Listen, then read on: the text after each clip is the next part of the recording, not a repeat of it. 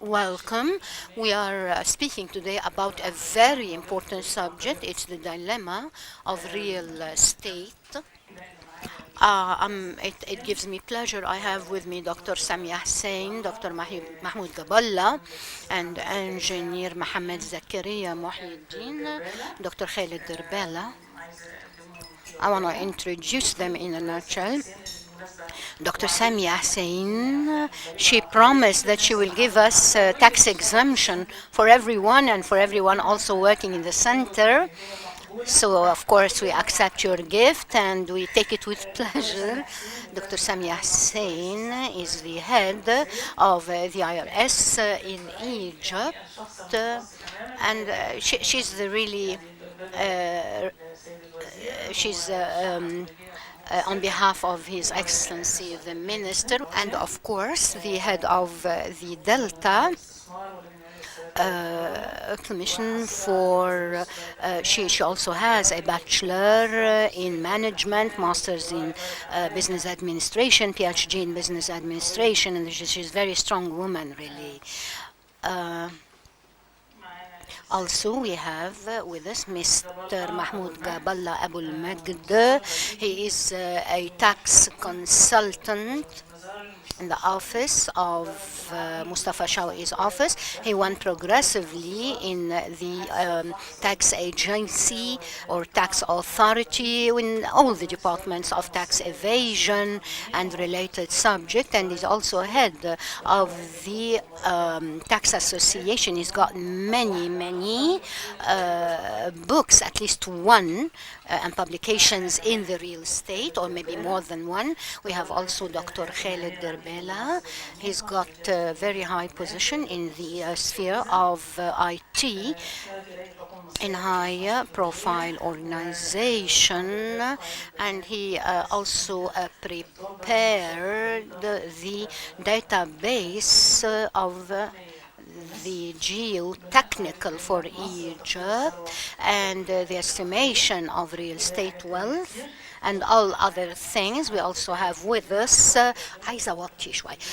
I also want to introduce Engineer Mohammed Zakaria Mohyiddin. He's a member in Parliament and he's holding the CEO of the Egyptian cables and the head of deputy head of the holding company and the head of the marketing company, and he's of course, this is beside the American Chamber of Commerce and other positions in the American Youth and masters in the chemical engineering from Michigan University, the United States. Well, this is a very important subject, also very crucial subject, and it's a sensitive one because it touches every one of us.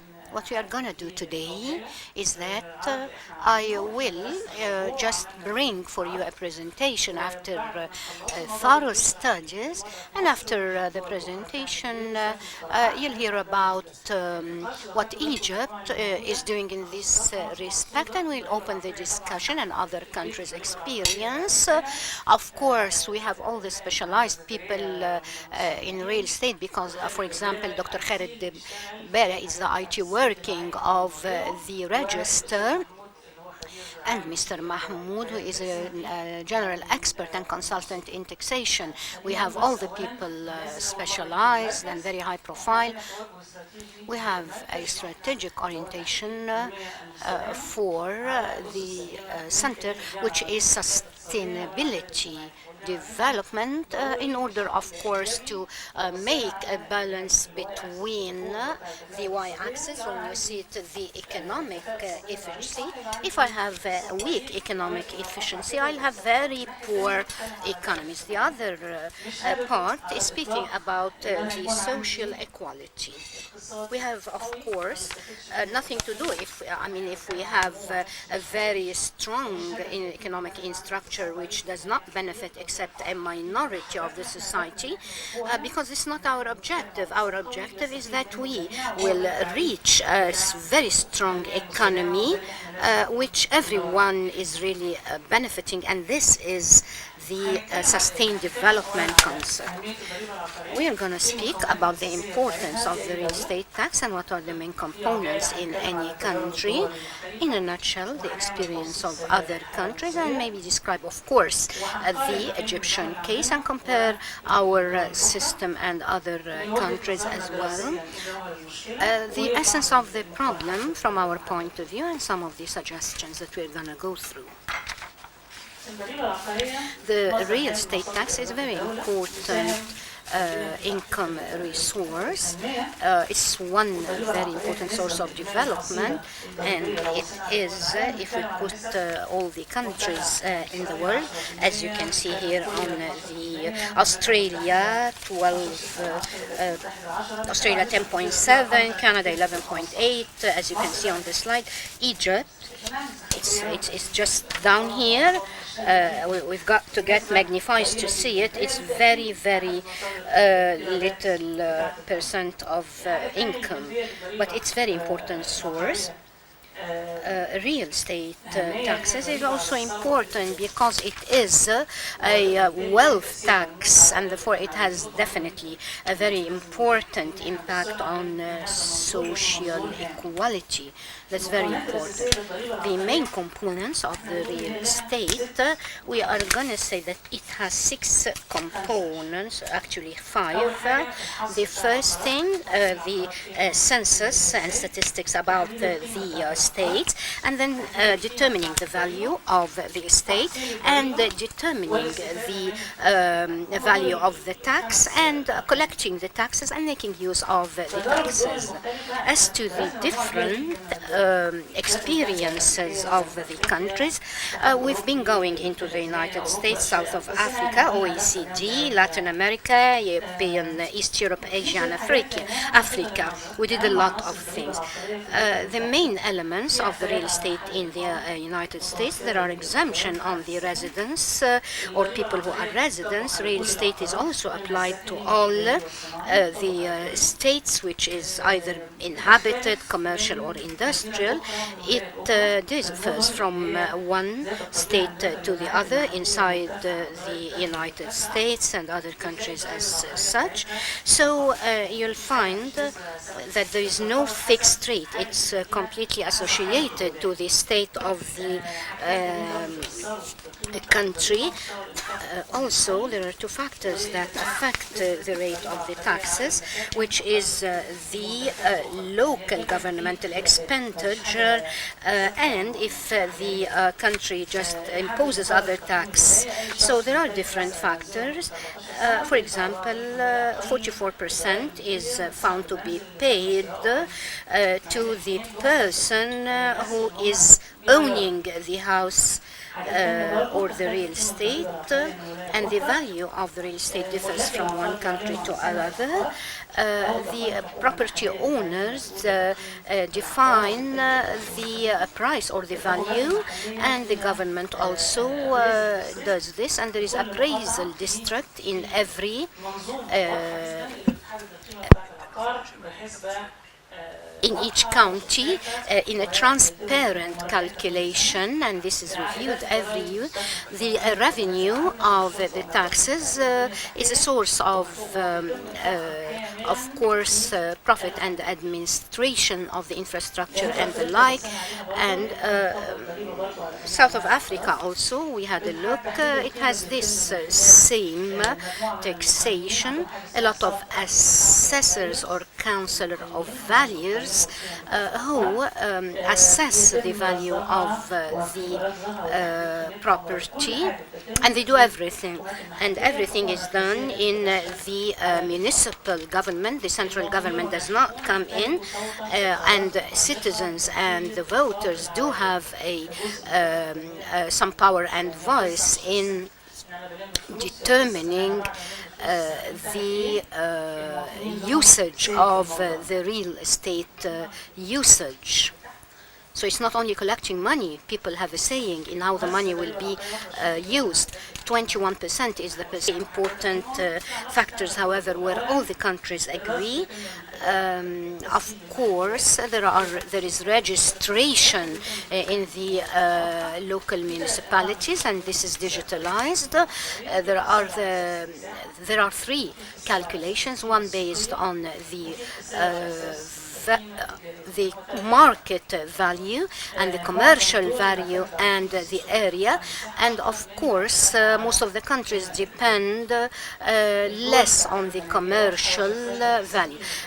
Countries have a transparent system and for tax evaluation, and all the expenditure of the taxes goes to the municipalities, who have a very strong saying, as we said, to the benefits of the usage.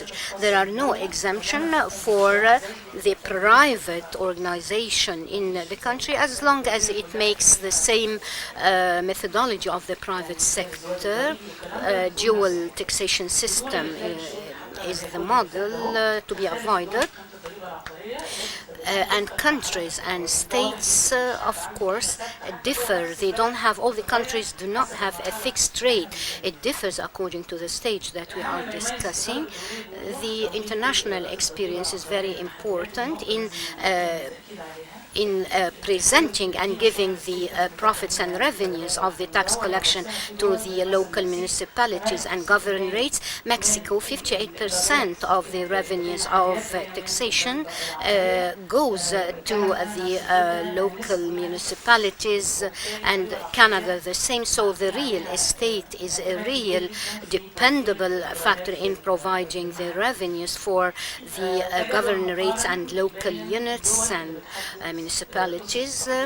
This schedule show the ticking market of the market value as to the other sort of value. Not very much or not very many states use it. In the Egyptian case, if you go to the Egyptian case, the percentage of the real estate was 0.0, which is very minimum, but then it started increasing since 2004, 2005, where it reached in 2011, 2010 its peak, and down again after the revolution of January, but it's as best then it reaches 0.1 after hard effort. This is the schedule where there are the numbers that over which or on which we calculated the percent. Quick description of the basis of real estate in Egypt.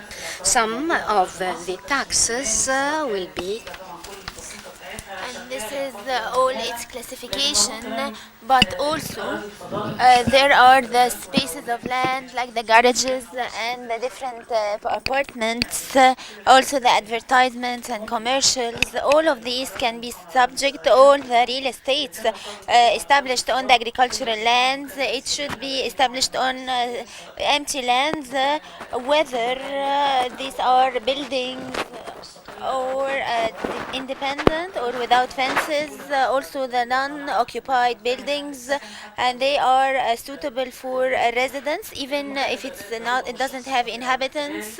And the person who pays the taxes are the persons who can own it, but the lease person does not pay the taxes or can pay it within the value of the value established.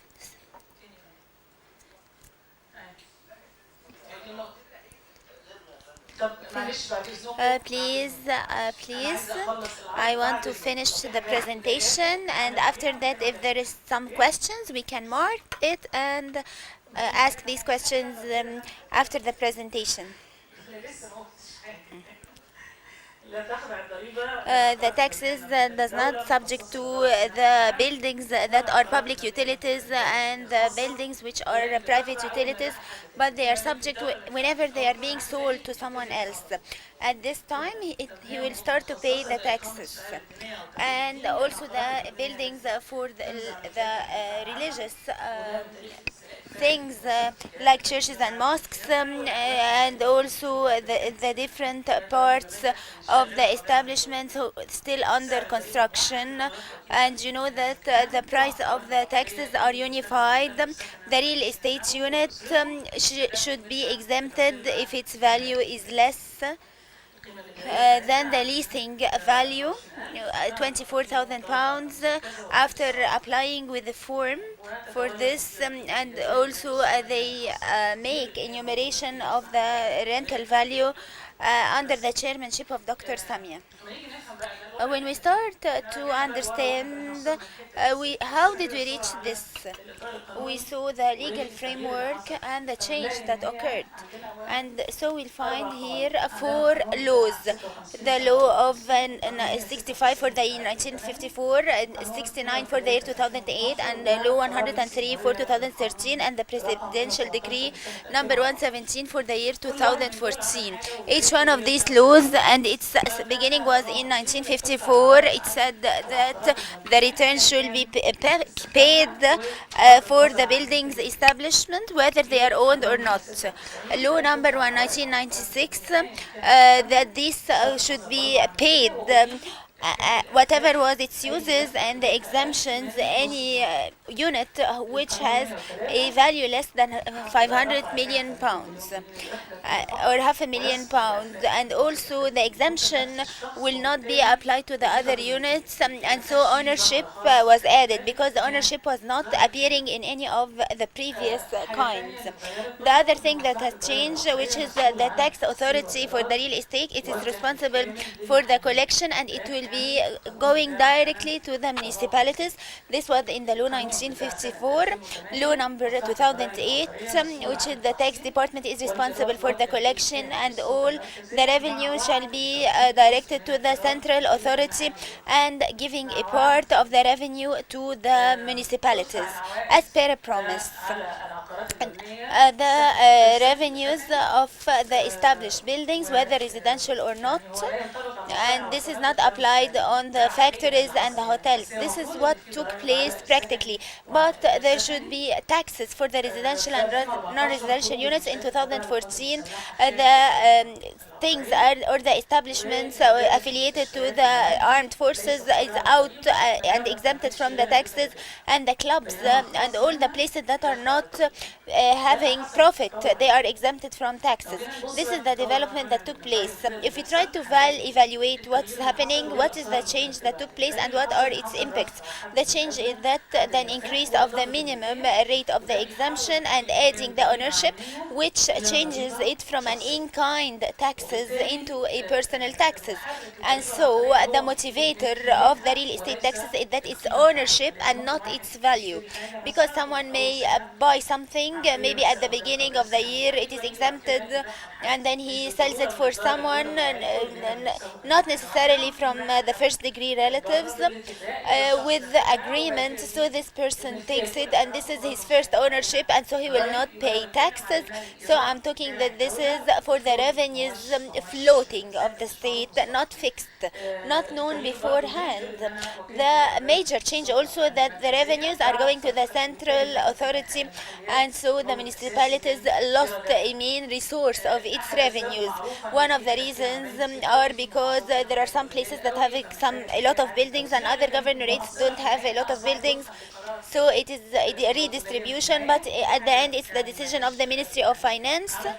It makes impact on the municipalities. Also having the different factories and schools. At the beginning, they didn't concentrate on these, but now they remember these establishments, and so they have the production activities, and they have this additional burden and also exemption of the armed forces, which means that there is a decrease in the real estate taxes. The details of the system in surveying the real estate, it is through the Ministry of Finance and manually. This is what we have known without having a registry. There's no registry that is effectuated. And you know the one that is registered, it is in the real estate registry, and so we have a problem in the accuracy. there may be a problem in this accuracy. The valuation of the real estate is according to the leasing value, and it is based on a reverse valuation. It has a form from the value of the market and then the leasing value. Because the information is limited, so we depend on the leasing value, and this is the method of calculation, and so we have a lot of problems, and so we couldn't take decisions in these parts. And also the enumerating and having the value of the leasing, so they make it a part of the income tax and not a tax on the wealth. So it is part of the income, and so we deducted from what will be paid in the taxes on the income. And also the existence of some clubs and factories made a problem, and so we had some protocols and agreements, and these agreements made a twisting for the law, and so its details may be violating the law itself, and also transforming it from an in-kind into personal had made some problems. And also taxes are being based on the empty lands and the vacant lands, and also collecting the taxes is through the tax authority, and it goes to the central authority. Benefiting from the taxes, the municipalities do not benefit unless in the framework of what the central authority takes decision with, and this is the main problem, because we want these places to have the economic activities. So we are doing all this in the framework and trying to review the tax so that it meets its objectives. If we compare between the Egyptian system and the other countries, we will find that the main problem is found. All have problems, but the main problems are that in the collection, that all of it goes to the central authority, and the municipalities do not benefit from it, and they depend on the market value and not the leasing value. And surveying of the real estate is with a different way. They don't need that the people make the surveying, but they go directly to make registration. Decentralization is very important, and that the revenues reach the localities, it's very important, and we talked about this in the constitution. I was one of the 50 who wrote the constitution. There are some articles talking about decentralization, and article 176 say that the country shall guarantee the support of decentralization, and also it puts the different time frames for these plans. The issue of everything, the essence of the problem, as a research center at the beginning, that this part of real estate tax is not clear, and so we try to take into consideration the justice and development, but the objective is to increase the revenues. But when the objective is increasing the revenues and at the same time make other objectives, at the end none of them may be achieved, and it may lead to backfiring. So increasing the collection of the taxes may lead to some problems in the application, and so they will have to make some protocols and some amendments and negative incentives for the production, like putting some burden on the factories, and so they may say I will not do it. This is found in many other countries, but the idea is that where are we going with this real estate taxes? The other things is non-adoption of modern technology, which opens the door for many things that may lead to corruption. There's no corruption that comes from itself. The problem is that in the different efforts exerted. As to the taxation problem, they point out to the absence of the law, and the law should be a reflection of reality. So it's not necessarily that one owns a property, then he is wealthy or he is rich. We see cases, someone would be living in Garden City with a very high value, but he doesn't own anything else, but this is where he lives. So it doesn't mean anything. It has nothing to do with wealth. And of course, the real estate or property estate also for factories should be reviewed, in my point of view. And the point is that other countries do that, but in the right way. We don't have also an efficient monitoring system, and of course, also imposing the tax on vacant land is unconstitutional, and the Constitutional Supreme Court in March 2002 has its verdict concerning, and I think this needs clarification. What are the suggestions that we really got out after all this talk? One of the suggestion, of course, the objective is to have high efficiency. Number two, to get the lesson learned from other countries and not to start from scratch. We've got to see the lesson learned, as I said, and also localizing the real estate tax in this period of Egypt of development and our objective for development. So it doesn't stand to reason that I go to factories and make pressure. Also, one of the objectives is we have to reflect reality concerning this fact, and of course making use of the technology. Our first suggestion to exempt the economic activities from the real estate with the objective to develop the industrial development or to accentuate the industrial development, because this will be the revenue of this development in industries will be much more than the collected real estate taxes. We see this schedule, as you can see it. We have all the information here, and you'll find in all the columns, like you can see, the tax collection would not be as strong as the industrial development. If we put all this information in a schedule, this blue part is the industrial activities, the percentage of the plants or factories is that. So the profit that I will take and if from the real estate taxes and compare it to the potential of the factories in achieving development, then we find, of course, we find it one whole equation.